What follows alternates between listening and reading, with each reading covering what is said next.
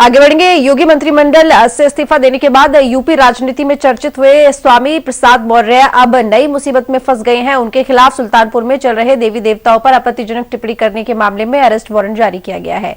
जानकारी के मुताबिक 6 जनवरी को एमपी एमएलए कोर्ट ने स्वामी प्रसाद मौर्य को 12 जनवरी को कोर्ट में हाजिर होने का आदेश दिया था, लेकिन वो कोर्ट में हाजिर नहीं हुए, जिसके बाद कोर्ट ने मामले की सुनवाई करते हुए उनके खिलाफ पहले जारी अरेस्ट वारंट को फिर से जारी कर दिया। इस मामले में अधिवक्ता अनिल तिवारी का कहना है कि हाईकोर्ट की लखनऊ बेंच ने सन 2016 में कार्रवाई पर रोक लगा दी थी और अब इस मामले की सुनवाई 24 जनवरी को होगी।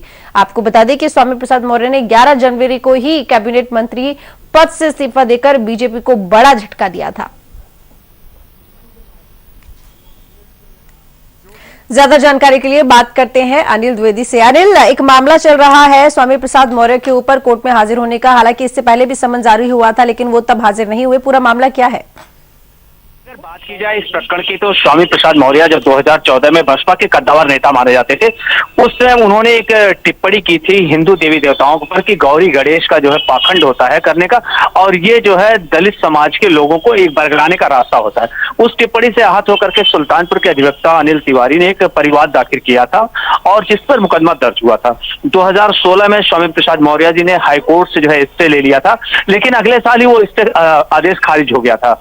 तब से लगातार 3 से 4 तिथियां पड़ चुकी थी और स्वामी प्रसाद मौर्य को उपस्थित होने का आदेश था। पिछली तिथि में आज के दिन के लिए ये आदेश था कि वो कोर्ट में उपस्थित होकर के और न्यायालय की अभिरक्षा में उपस्थित हो और फिर अपने पक्ष को रखते हुए उनके खिलाफ कार्रवाई सुनिश्चित की जाए या जो उनका पक्ष हो। लेकिन स्वामी प्रसाद मौर्य पिछले भी वारंट पे नहीं हाजिर हुए थे और आज फिर जब वहाँ SC/ST एक्ट जो स्पेशल कोर्ट होता है, MP MLA कोर्ट जो है, वहां पर जब आज ये बात थी तो इनको उपस्थित होना था, लेकिन आज जब उपस्थित नहीं हुए तो कोर्ट ने फिर इनके खिलाफ गैर जमानती वारंट जारी करते हुए ये आदेश किया कि 24 तिथि अगली सुनिश्चित की कि उस दिन तक हर हालत में उपस्थित हो। जी, अगर ये बात की जाए तो स्वामी प्रसाद मौर्य का ये कोई राजनीतिक विषय नहीं था। ये मामला लगातार 2014 से चला आ रहा था। 2014 में इनके खिलाफ मुकदमा कायम होना, 2016 में इनको हाईकोर्ट से स्टे मिलना और फिर 2016 में ही वो हाईकोर्ट का स्टे खारिज हो जाना। लेकिन तब से लगातार कई तिथियां पड़ी। स्वामी प्रसाद मौर्य को उपस्थित होना था।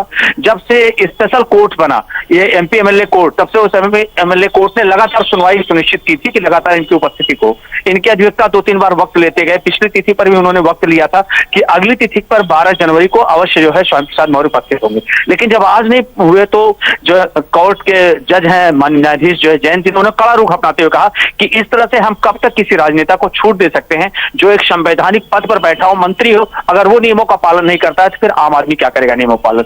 तो एक टिप्पणी करते हुए उन्होंने कहा कि ये हर व्यक्ति को मानना है कि कानून का राज है और उसके तहत उन्होंने किया है। कोई इसमें राजनीतिक विषय नहीं है, न कोई जैसे बहुत से लोग इस विषय को कल से जोड़ रहे हैं कि इस्तीफा देने के बाद त्वरित कार्रवाई हुई है, तो ऐसा कहीं से भी नहीं है कि राजनीति में भारतीय जनता पार्टी से इस्तीफा देने के बाद इस पर कोई कार्रवाई होना, ये सिर्फ एक संयोग है। और संयोग इसलिए कहा जा रहा है क्योंकि आज की तिथि पहले से सुनिश्चित थी। 5 जनवरी को तिथि, वो तिथि आज के दिन सुनिश्चित थी कि आज के दिन स्वामी प्रसाद मौर्य को उपस्थित होना था। पिछली तिथि पर भी वारंट जारी हुआ था। यानी कि सरकार का इस पूरे प्रकरण से कोई लेना देना नहीं है अनिल? जी बिल्कुल, अगर बात की जाए तो सरकार का इसमें कोई पीछे नहीं है। इसमें अनिल तिवारी एक इंडिविजुअल व्यक्ति हैं, अधिवक्ता हैं। उन्होंने कहा कि मैं हिंदू होने के नाते मेरी भावनाएं आहत हुई क्योंकि इन्होंने हिंदू देवताओं को गौरी गणेश पर जो है इन्होंने टिप्पणी की थी। तो एक जबकि और जब अगर ये बात की जाए, जब ये मुकदमा दायर हुआ था तो सपा सरकार थी, बसपा के वो कद्दावर नेता हुआ करते थे उस समय, और सपा सरकार के वक्त में मुकदमा दायर हुआ था और जिसकी सुनवाई चलती, जैसा कि अक्सर प्रक्रिया होती है कि कोर्ट में सुनवाई होना, हाईकोर्ट से लोग स्टे लेकर के बड़े बड़े राजनेता आ जाते हैं और फिर करते हैं। लेकिन हाईकोर्ट में स्टे लेने के बाद 2016 में इन्होंने स्टे लेकर के बचने की कोशिश की थी, लेकिन अगली पैरवी में हाईकोर्ट ने उस स्टे को खारिज भी कर दिया था। तो यहाँ पर ये कहा जाना कि किसी तरह का ये राजनीतिक विषय है या कोई विषय तो नहीं, एक व्यक्ति विशेष ने मुकदमा दायर किया, एक व्यक्ति के खिलाफ मुकदमा दायर हुआ जिसने जो है हिंदू देवी देवताओं पर टिप्पणी की। ठीक है अनिल, अब ये तो देखने वाली बात होगी कि अगली तारीख पर स्वामी प्रसाद मौर्य उपस्थित होते हैं कोर्ट में या फिर नहीं। बहुत शुक्रिया आपका तमाम जानकारी के लिए अनिल।